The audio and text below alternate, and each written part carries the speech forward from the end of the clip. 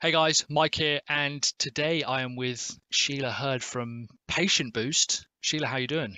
Good. How are you? I'm very good, thank you for asking. Yeah, so Sheila, you posted in our group about a conversation that you were having, particularly around sales, and I know that's something that you've been working on. Before we kind of get into any of that, tell me a little bit about Patient Boost, because I think you've got a really interesting journey with where you've gone with your agency, and it's funny the people you're now working with. So talk to me a little bit about that.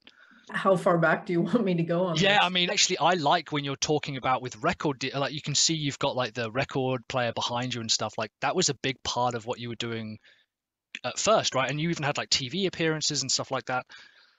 Yeah. So probably back in 2009, I was working for a company out of Toronto, Canada called Your Artist Network. And it was like a 360 type company that did everything from artists from their online presence right through to management and recording. Mm, And I worked there for about 6 months. I was one of the team leaders. And honestly, the owner of the business was a huge douchebag. Nobody liked him. And when I came on board, it was with the understanding that I would come on at a lower rate. And then after 3 months, I would get the rate that I had asked for. mm, And when it came time for that, he was like, no, you don't deserve it. mm, So I gave my notice and left. And for some weird reason, I was the only person in that agency that didn't have a non-compete clause. right. So when those clients kept calling me, I was like, well, screw it. Let's just Yeah. open an agency. So I started a business called Media Vandals, and my niche was the music industry. But I didn't know anything about business. So I would Yeah. stay up all night and I'd work for pennies. But when you're in your 20s, you're Yeah. passionate about music, you just do it. But you get into your 30s and you're Yeah. like, I don't care about the free concerts. This is dumb. Yeah. So I kind of, back in 2018, I transitioned all of my music clients to other agencies and just said, that's it. I'm leaving the music business. Tried to reinvent my business to work with small businesses, but I still didn't know anything about business. Yeah. So it was a bit of a tough road there. I was still working long hours for little pay. And then I found your group and a few other groups on Facebook, started trying to implement as much of the free training as I could.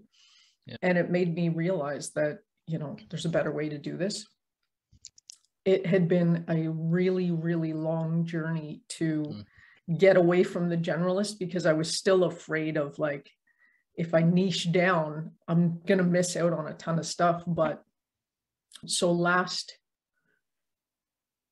July, I think I finally decided that's it. I'm going to go for a niche. By August, I had settled on dental, and not mhm. just dental. You were like, okay, dentist, but niche down further. So I had some qualifiers for that. And my accountability partner was going after the same thing. So by October, we just said, like, we're both doing the same thing twice. Why don't we Yeah. just team up? Yeah. We killed off both our agencies and started Patient Boost.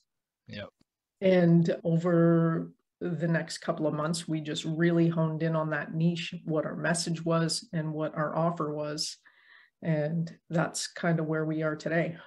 That's so cool. And when it comes to, so there's already a ton of stuff that I want to talk about there. When it comes to niching down, you guys, I think, are a really good example of you and Mike, who wanted to go after that. Neither of you were dentists in a previous life. Like you just thought, well, these are the people we can help, and that's the result we want to get them. And I think we can go after this, right? 100%. Yeah. It was really tough deciding on a niche. And I kind of had an idea of what I wanted to do. And I think we talked about it in the group a few times. But once I had that qualifier, I still didn't know how to reach them. Mm, And that's when I started looking at a vertical and came down to dentists. interesting. Why do you think people just plain refuse to do it, niche down? I think it's just a mindset thing that if you niche down, you're going to miss out on a ton Yeah, of potential business. But truthfully, yeah. niching down makes you an expert, and then you can literally charge whatever you want. Mm. Yeah, that's funny that, and it's like if people try to catch so much, and I'm like, you'll actually catch more if you're focused. And yeah, it's interesting you think people are going to miss out. Do you still have that fear? No, not at all. Or- When I settled on dentistry and the specific area of dentistry that I was going after, it was like a little switch turned on in my brain. Yeah. And that's all I'm focused on. Like, it's been so easy for me to say to, you know, referrals, that's not what we do. I can refer you on, but I'm not interested at all. Yeah. There's so much power in that as well. I think it makes you feel more confident and better within your own business when you're able to say to people, I don't think you're quite right for us. Yeah. You know, so, okay, so that's awesome. I think that the biggest difference I've seen working alongside you is you were always pretty competent at sales, but I think there were a couple of like objections that customers would bring up that could throw you and anyone else for a loop. Is that fair to say? Yes. Talk to me about that. I'd also say I wasn't confident. Okay, so you could do it, but you didn't feel walking into it like, yeah, I got this. Yeah, I was, in the back of my mind, I always had, okay, they're going to have objections, so I need to be ready with some sort of explanation or discount or something, because I need to make this sale. And that was another piece too, of I went into every sale saying, I need to make this sale. Right. Instead of whether or not you work with me, that's up to you. Wow, that's a big switch, that mindset change. I would say, like, sell your service isn't just a sales coach, it's a confidence coach. Like you have been a massive influence on that. That's very good of you to say. The case study that I wanted to talk about specifically was this customer. Were they already a client? Tell us the story, because I think it's a really good snapshot of what a lot of people see every single day. So they were already a client, and they were a website client who was on a care plan, and once in a while they would send us the occasional, can you update this, can you update that? And at the time, I don't think I was having conversations with our current clients of like, what are your goals? What do you need to get with, and how can we help you? So I would just do the care plans every month, and that's it. You know, I send the report. And then leading up to December, I think there was something you said in the group about it's easier to sell to current clients than to go find new ones. And I had started offering SEO, and I was trying to find new clients for SEO. And then I just finally said, well, this is kind of silly. Why don't I just go back to my past clients? So I sent a bunch of emails, probably beginning of December, and said, we offer this new service. Here's a quick video walking through what it is. I said, let's get on a conversation and talk about your goals for 2022. Oh my God, I love this. This is amazing. That's so good. And see if this is right to help you get to your goals. So I had one bite back. Yeah. I think I sent out 6 and 1 wrote back. So I said, okay, well, here's kind of the breakdown of the packages. Let's have a call in January, since we're about to come into Christmas. And then January came around and I booked the call. And by that point, I was looking at the packages I had created and just thought, like, these are way, way too low. Price-wise? Price-wise, yeah. Yeah. And before I booked that call, I was planning on going into the meeting and saying, you know, if you land in this middle package, then we'll throw in your care plan and do this. And right before the call, can I swear on here? Yeah, 100%. I do, yeah. Right before the call, I thought to myself, fuck it. Let's see where we can go with this. So I got on the call, and while I was chatting with them about their goals, I said, okay, well, I think this is the right path for you to take. However, we no longer offer these packages. We chatted with a few clients and we realized that this is more in line with what you're looking for. So instead of being $1,000, it's going to be, you know, $500 for the first 2 weeks. And then we roll into this other package that's $1,500 and it lasts 60 days. And then after that, you roll into a $1,500 a month package. Awesome. And the client was like, oh, okay, well, I have to run this up the flagpole. And I said, okay, I can wait. Oh my Which is God, something I so good. never would have done. And then he actually said on the call, you know what? Fuck it. Here's my credit card. I'll just deal with the outcome when the boss gets mad at me and tell him Yeah, why. that's so And good. we started the next day. That's so good. So I love that for so many reasons because the emotional sort of roller coaster that you were taking yourself on, I think it demonstrates that the customer isn't aware of that, right? Because as you Mhm. said, when you said like, okay, yeah, I'll wait. Even now saying that, I would be like, oh my God, they're going to throw that back in my face. But they don't see that. They go, oh yeah, you're right. Why should I have to run it past? So what they're experiencing and what you're experiencing aren't always the same thing, right? Yeah. Yeah. It was a bit of a throwback to when I started your program. And I think I was on a webinar. Yeah. And my objection was I have to run it past my husband. Yeah. And you said, well, if your husband's anything like my wife, just go Yeah. ahead and buy it. They might be mad at first, but they'll come around. Yeah. Yeah. I'm like, So I oh did. yeah, and have you had that type of objection before? I have. There was actually another client last year. And thanks to you, I took them from a $3,500 project to like a $15,000 project. When I got on the original call, they just wanted to spend as little as possible. Yeah. And I took them through the process and kind of mapped it out on a board in front of them. Mm. And they were like, oh, okay, we need to chat with our investor and make sure that this all makes sense. Yeah. And then I think it might have been the same day they came back because I gave them the recording of me walking them through the board. And they said, what can you do for this price? And can we upgrade it later? Yeah. And I thought, holy shit, that worked. Yeah, but you do, right? Because even if you're approaching it and you know what to say, such as, great, I'll wait. Yeah.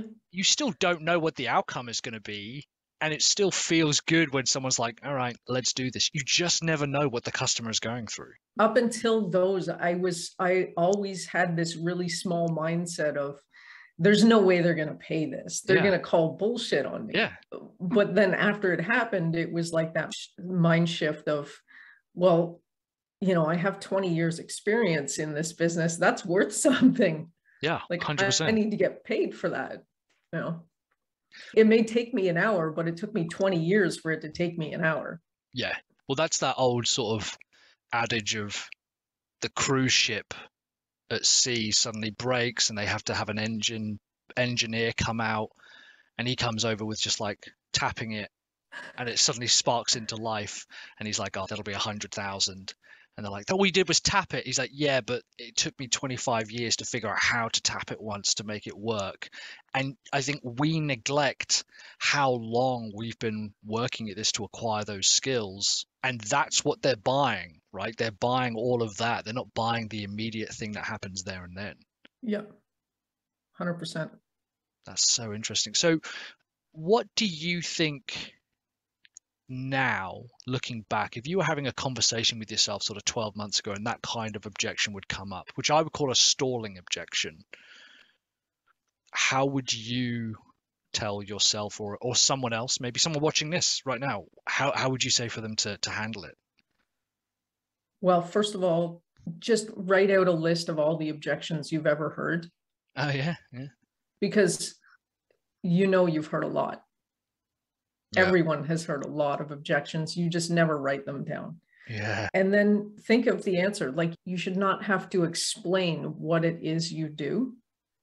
You are the expert. Be confident in knowing that 90% of the people that you talk to have no clue what you do.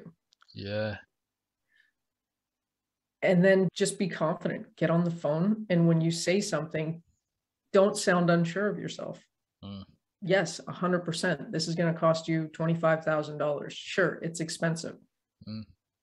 But what isn't? Yeah. Especially in COVID. Have you seen the price of lumber? Yeah. Yeah. Yeah. Lumber, steel, flour is crazy at the moment. But yeah, you're right. It's indicative of, yeah, it is expensive. And I don't think enough people practice saying their price enough. So when they say it for the first time to the customer, and let's say it is a custom project and they go, oh, it's £12,533, they sort of fumble over it because they haven't said it enough. Whereas Yep. if you've said it so many times, like, yep, it's 15,000, I think that plays a huge role as well in how much the customer buys into it by how you deliver what you're saying. Yeah. Yeah. Confidence is key. Yeah. Because there's another couple of pieces I wanted to ask about this then. So why was that so big for you then? Like, why was that such a big deal that you were able to have a conversation with them, turn an objection, raise the price, and reach out to them all within the same framework? Why was that such a big deal for you? It completely changed the way that I do business. I think the thing that most web people need to remember is you're not your target market. If you won't pay $3,500 for something, or $12,000 for something, or $20,000 for something, so what? You're not selling to yourself. Yeah. So understanding the value that I bring to the table made a huge difference in what I was doing. Yeah. And being more than just someone pushing pixels around a screen. And that was getting a little off track here. That was another thing that just like, I was tired of my old way of doing business where I was literally just pushing pixels around a screen. I got bored Talk to of me it. about that. Why? What was the problem with that? I don't want to just sit in front of a screen and be an order taker. I literally learn something new every day. I'm a lifelong learner, and it just got boring. If I just want to be an order taker, I might as well have a day job.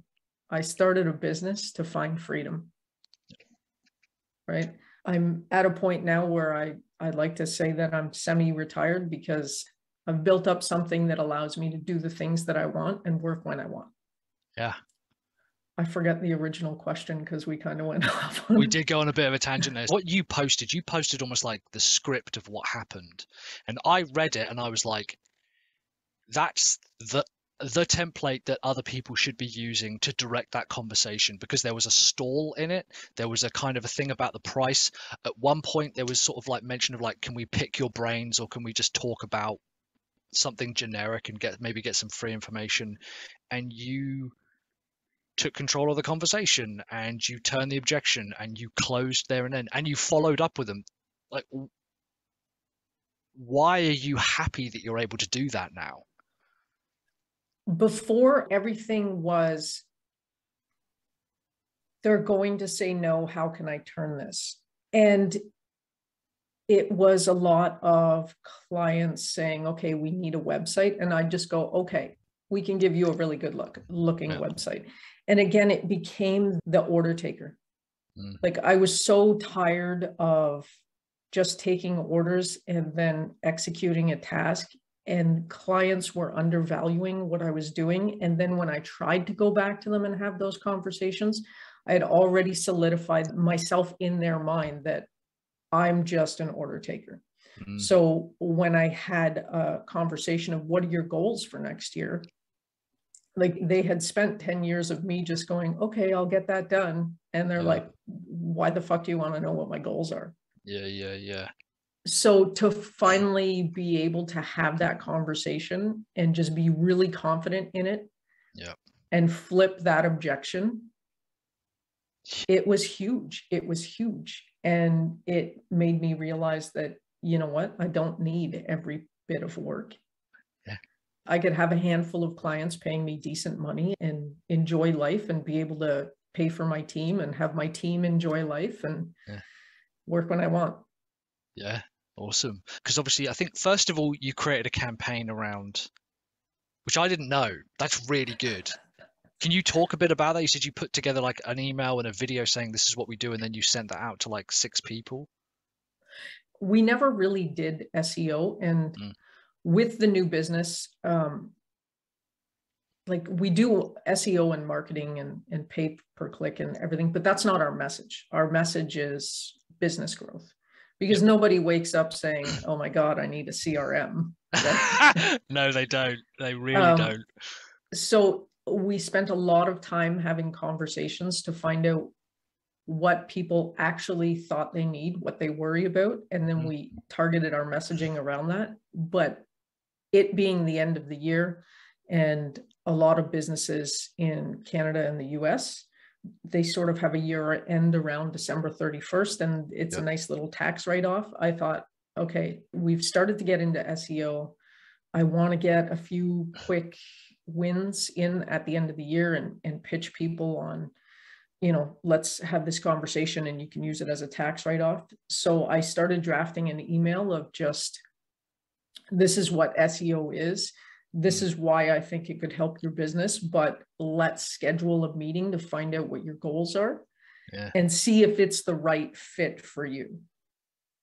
It wasn't buy this, it was let's find out if it was the right fit.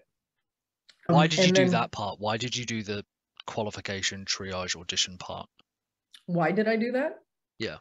Because my monkey brain would be like, no, I need to have a sales close in there.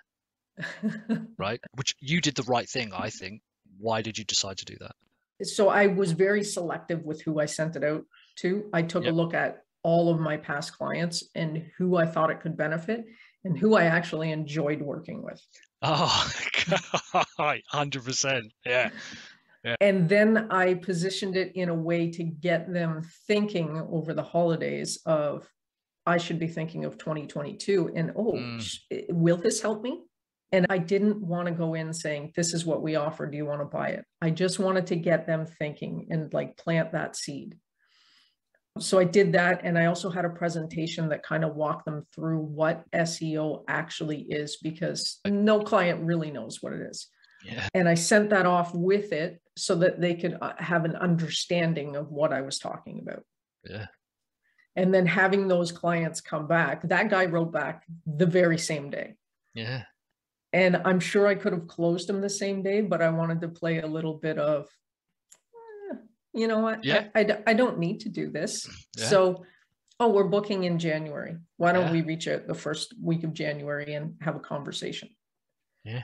So then those last 2 weeks of the year, he's sitting around thinking about his goals for 2022, his sales, how this might help. And oh my God, I have to wait till January to talk about this. Yeah. Yeah, that's interesting. And I guess it's an interesting approach because it's all about kind of removing pressure from the customer. They don't feel like, look, I'm basically walking into a sales meeting or a pitch. It's like, no, it's happening in January. They're not super desperate to do it. So they're clearly not going to hammer me on the phone, and I'm going to get a few weeks to think about it. Plus there was some content with it. They must have been walking into that with a very, very relaxed mindset. Yeah. Yeah. And when we had that initial call, it was very smooth. They didn't have a lot of questions because I had already done the groundwork. I told them we'd start with a 2-week plan so that they can find out all about their competition, which really intrigued them. And it just went really smooth. By the end of the call, it was like, here's my credit card. Yeah. And I think there's also shows that, again, we forget that what we know might be vastly more than them. And so I think you even mentioned like what CRM or email marketing platform are you using? And they were like, what the hell is that? Oh yeah. On the call, after they agreed to do the program, the client said, can you do me a quick favor and put a pop-up on my site? And I said, yeah, no problem. What do you need it for? And they said their catalog. And then he asked, will those emails come to me? Will I know that people are asking for the catalog? And that's when I realized that he had no marketing in place. And I said, okay, let me ask you something really quick. What software are you using for email marketing? And he was like, what's email marketing software? Yeah. And I thought to myself, that's really interesting. So instead of trying to sell him on, going into high level or something, I just said, you know what, let's get your SEO program started. And then let's have another call about how I can automate sales for you so that you can just do what you want to do, which is sell and not worry about sending emails or sending out catalogs or anything like that. Yeah. And his eyes just lit right up. And he It's thought, crazy. I don't have to email everybody the catalog that asks for it. No, you I don't. was like, no. And I think when we get excited about software like that, it's very easy for us as experts to want to talk about this kind of stuff, but we forget that it's like a quantum leap compared to what they know. And this is why you mentioned earlier, like, discover what their problems are. His problem was, every time they send me an email, I have to email them a catalog. How many hours a day do you spend doing that? They're like, oh, it's like an hour a day. Like, so that's like almost 40 hours a month. Like, that's insane. Yeah. What if we could just do that on automation for you? And what we consider as play school entry level killer tactics to them is just an absolute lifesaver, and they have no idea. But you don't discover that unless you're asking questions about their business. Yes. Before I started with Seven Figure Freedom and the coaching calls, I would never have asked those questions. Yeah. I would have just went, okay, we'll put a pop-up on your site. Yeah. So you'd have taken that order instead of digging deeper. Yep. That's so interesting. The final little part that I want to ask you about then is when they jumped on the call with you, how did you handle that first initial, because it was quite broad, and although you sent them some content, you maybe knew that, well, we want to try and sell them this package. Were they hoping to get some free information out of it? How did you make sure that you took control of where the call was going to go? When we got on to the call, I said, okay, we've got about 20 minutes to get through this, and I have another call right after this. So is it okay if I just jump right in? I have some questions to ask you. And then, at the end of the call, if we have enough time, I can answer any questions you have. If we don't have enough time, shoot them to me in an email, and I'll make sure we either book in a second call or I get you those answers via email. Is that okay? So good. And he said yes, and that immediately gave me control. Wow. That's awesome. So let's say there's people watching this then, and they say, okay, I want to start getting people on triage calls or whatever. What do you think the agencies who want to start doing that need to do then? What are some of the tactics they need to do? Just anyone that reaches out asking for a proposal or an estimate, start with just saying, okay, can we book in a quick 15-minute call? I just have some questions before I can send you some pricing. It's just that simple. What type of questions do you ask them?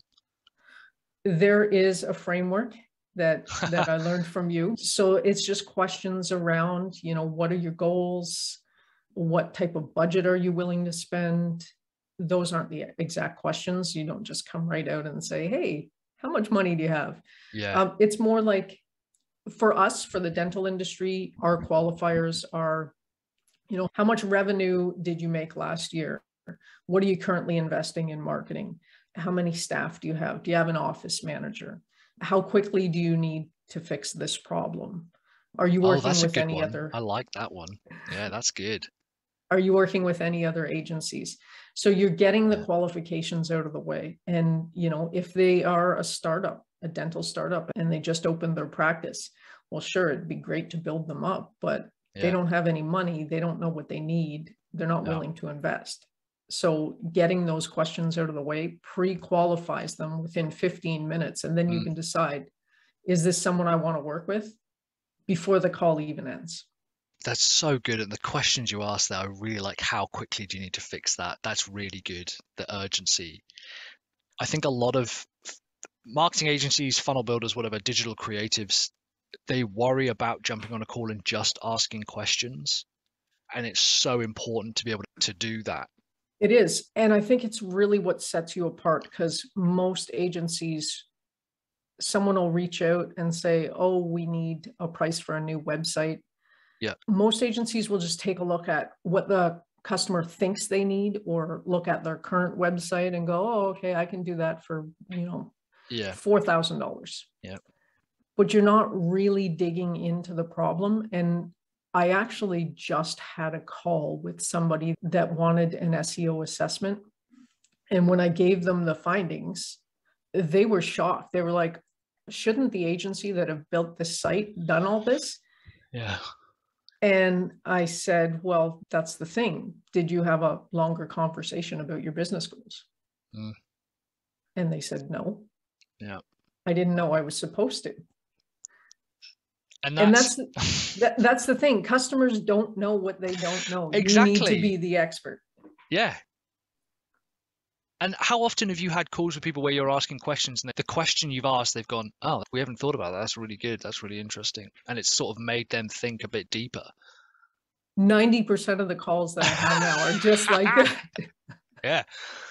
Yeah, that's insane. Thank you so much for taking us through that. I love that you did some targeted campaigns in December to get people on qualification calls. That's so good. And again, it shows that it works for services and agency and the done for you model and programs and whatever. Is there anything else you would implore anyone listening or viewing this to do based on your experiences?